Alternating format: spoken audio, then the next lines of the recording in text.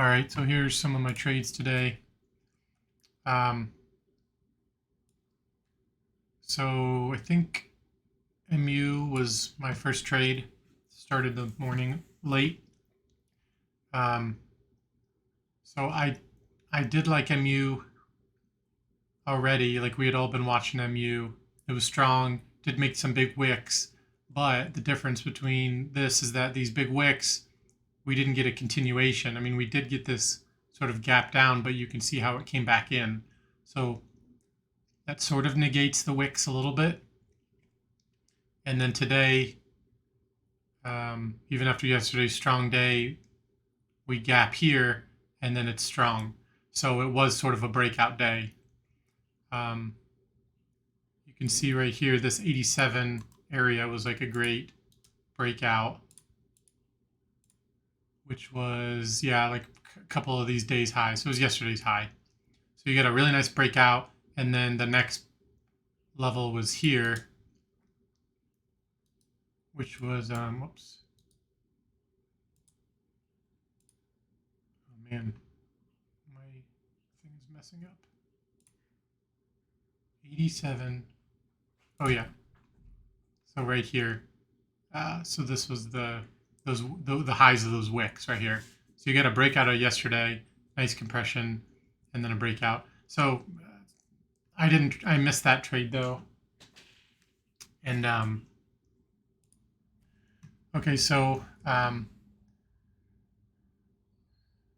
we break above. So this is why I liked it for a long here, which I missed it, but we break above yesterday's high with a nice compression breakout, and then we also break above this big range. And we were done breaking out, but it comes all the way back really nicely. And I wanted to put in a limit order down there, didn't, but once I saw it do this nice reversal, sort of kind of breaks down from here and gets back above, a little bit of a reverse head and shoulders, I went long here. And so I got in long there, partialed, thought it was continuing. It actually tricked me. I liked this little consolidation it made. Kind of got a little bit lower than I wanted. And so I got out and then it came right back up. So I got back in, added in, partialed some here, and then felt like sort of some new momentum was coming in. So I got in a little bit more and then got most of my position out right here. So I was really happy about that because a lot of times I would have held for like the bigger move or something. But, you know, a lot of my experience now with breakouts is this was one ATR. We were at one ATR right here. And, you know, just pay yourself. You get to good levels, pay yourself.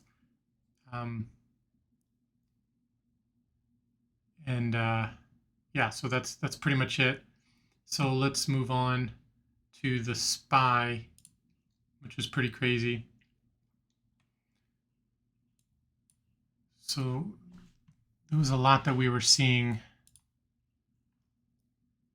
kind of a combination of the VIX. Got a lot of charts going on here. Let's make all this small. Okay, so here's the open on the SPY. Here's an ATR about. So it had moved pretty decent amount, 75%, when it got up here to 464.50 area. Which that 464.50 area was near the high of the last few days. We did have this doji, but for the most part, these other two sell-off days, it didn't get much higher than 464. So we were at a resistance area. I didn't trade it there, but it did sell off a decent amount. Like you can see here, it sold off sort of under this earlier high and started to make a sort of a compression down against this pre-market high. So I liked it for a short. You know, I wasn't sure it was a short up here, but after looking at this, I felt like it was a short, and so I wanted to get in. Before I took this, I also looked at the VIX, and here's the 5-minute VIX. So right around here was 1245 during this little consolidation. 1245 for the VIX was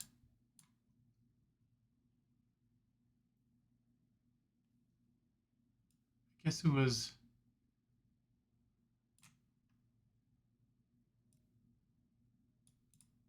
1245 was right around here. So we were consolidating. Okay, I'll just zoom it out. So right here. Yeah, that's right. So we were making this consolidation. And if you look at what it had done today, we were in a range, right? So we had made a range here, broke through it, got back above it. So that to me, already I like to play the range. But then you see earlier, oh, it's breaking down, which would say that, okay, that's probably when the SPYs and the Qs were going up. But then you see this go down and get back above here. So now normally we always say, you know, it leaves the range, gets back inside the range, usually goes to the other end. So this right here, and the more that it went up, the more it was confirmed, was telling me that it was going to potentially hit here. It's sort of like a fake breakdown out of the range. And then, so when I was trying to go short on the SPY, VIX had done this, consolidated. So at this point, I'm like, it wants to hit here. You know, it could have consolidated and then broke back down, but this just looked like it was consolidating to move up. And a lot of times it does consolidate before the high of day, builds up the energy, volume comes in early, and then it just kind of busts through. So I was basically playing here to here with the potential for it to go out. So I was long bias on the VIX here based on this setup. Okay, so I liked that look. And then I was watching the SPY and I'm like, okay, I really like this compression here. And so that was sort of enough variables. There might have been another one here on the 5 minute. Oh yeah, okay, here. So yesterday, right? Yesterday we had a bit of a consolidation, then we made a double top, and then we sold off. And guess where that sell-off started? The same point that it was compressing against. I mean, look at yesterday. It's like it's pretty darn easy to see, right? Compression here or consolidation comes up, double tops, and boom, volume comes in. Volume really started right here. That's when Powell started talking. But here's where it really, you had that VPA kind of just move from one end to the other. So this is where the compression was happening today. So it was pretty cut and dry and easy for me. So I went short there. And let's see, it got all the way down here. But I just took partials at what had happened earlier in the day today. So I partialed at this pullback, which was VWAP earlier, partialed there, and then low of day. And it even did a little pullback. And then, so yeah, it hit that perfectly, bounced from it, and then ripped right back down through it. So now we had a breakdown. So now we're in breakdown territory. So I partialed here, and really should have added here or tried a separate trade or something, because this actually looks really clean now. But you know, you never know how far it's going to come back up, maybe to here, and then come back down. So, okay, so that entry was just a combination of the VIX, previous day's action. All the Powell started talking. I think he was already talking somewhere in here. So yeah, that worked out really well. And then later, I definitely butchered this and could have done way better than I did. So I had some shares still in when it was coming down. And mind you, this had already hit 1 ATR. So we're at 1 ATR right here. So I was reluctant to add, and that's probably why I kept getting in and out of it, because I really wasn't sure. You know, we were at 1 ATR, and I almost thought, well, this thing might need to come all the way back up to VWAP. So I added and then got out really quick, added, got out really quick, added a few more times, and then just gave up. No, actually I did add, I added successfully here, and then got a partial, and then added again thinking it was going to break. It didn't. I got out. So Then I took a little bit of a break, and I was bummed because I told myself, man, I really would have liked this as the ad.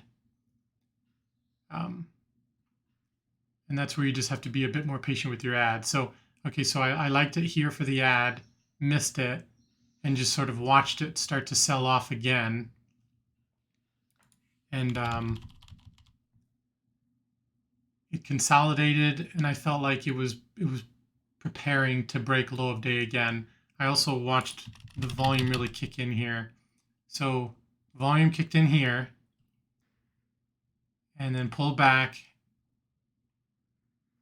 And then as soon as this broke, new volume came in. And this was a lot of volume. I mean, the RVOL was already really high. Like the RVOL was already 1.75, I think. And then it increased more with this cluster of volume, and then increased more with this cluster.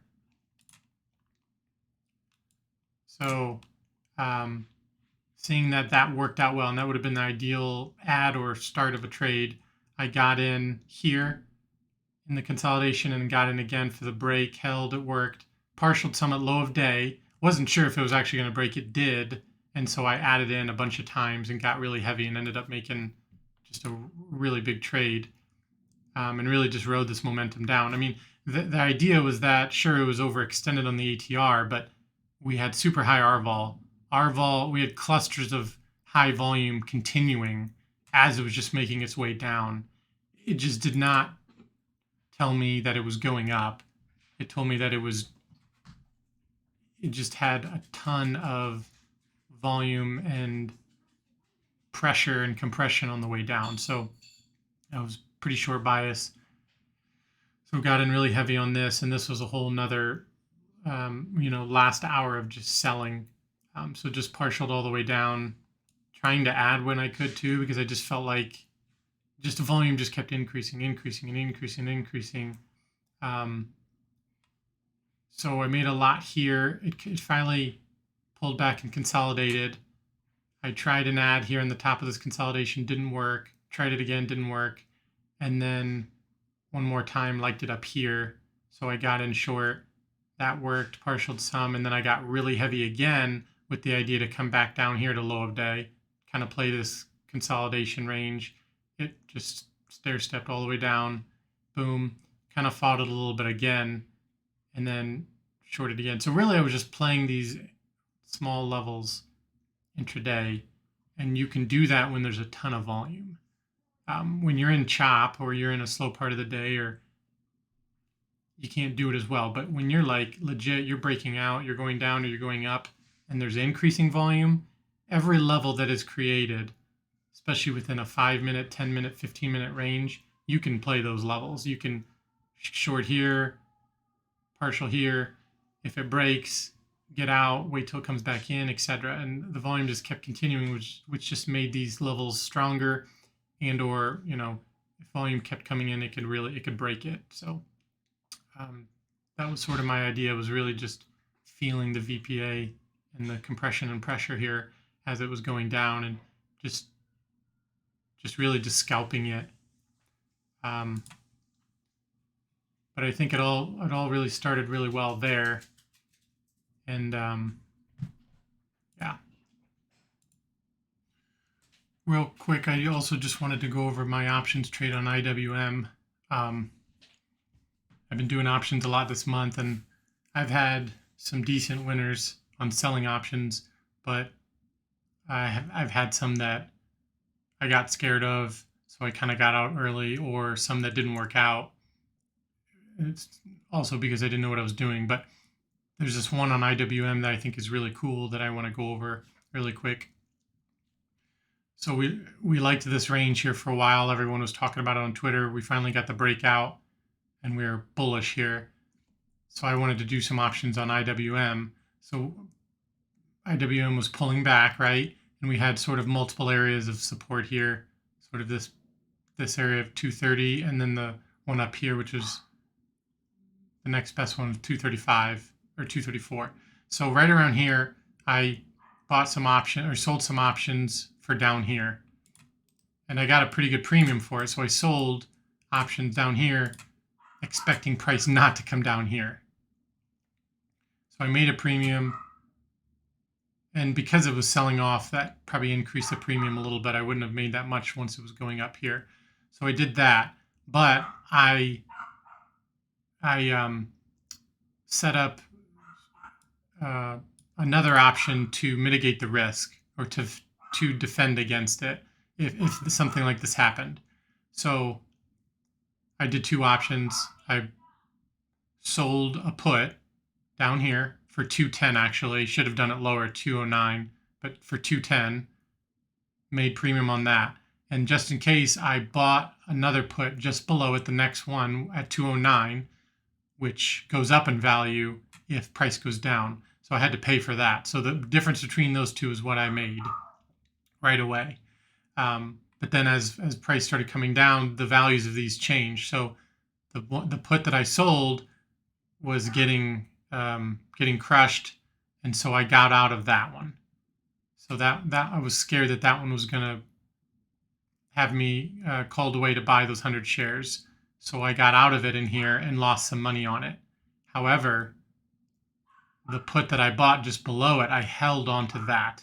So what's that? So first of all, this is called a bull put spread, meaning you're bullish on the stock. You don't think price is coming down here, and so you're just selling some options down here, believing that price isn't going to come down there, and you're just making free money, basically. But this is sort of worst case scenario when really you get momentum and news going down towards your bull put spread. So what you can do is you can unravel it, meaning you close the one option, but you keep the other one.